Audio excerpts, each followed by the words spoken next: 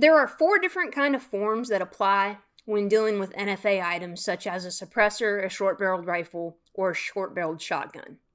And in this video, I'm going to hit on them really briefly, and then make sure you like and subscribe for the videos that are going to be coming out that go into more depth regarding these different types of forms for the NFA. So we're just going to go through them in number order.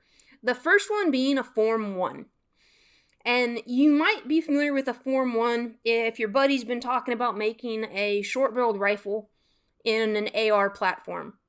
Form 1 is the exact correct form to use for that, and that's for an individual or a trust to become the maker of an NFA item. So also a homemade suppressor would fall under that same category. It would be a Form 1 necessary for that to be legal. A Form 2 is very similar to a Form 1, except it's for dealers.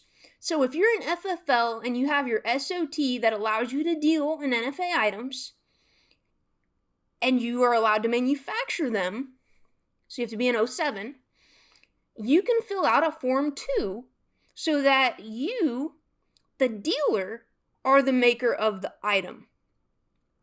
The big difference in those two: the Form 1 costs an individual or a trust $200.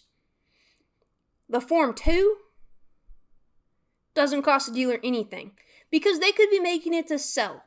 And that tax gets applied once that item enters commerce. So a Form 3 is really just transfer paperwork. So if me as an NFA dealer and manufacturer, if I were to make a short-barreled rifle that another dealer wanted to acquire from me, I can transfer that tax-free to that dealer as long as we're both SOTs and it hasn't entered commerce. So the last one would be a Form 4. So let's use that last scenario that I just ran. We'll really run through the gamut. So I'm an FFL SOT manufacturer and I make a short-barreled rifle on a Form 2. Cool. All right.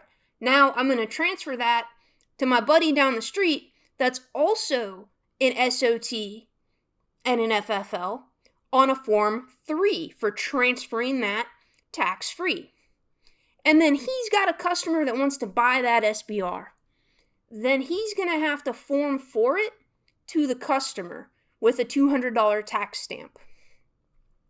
Really seems a little complicated, but it's really not. So Forms 1 and 2 are for making it.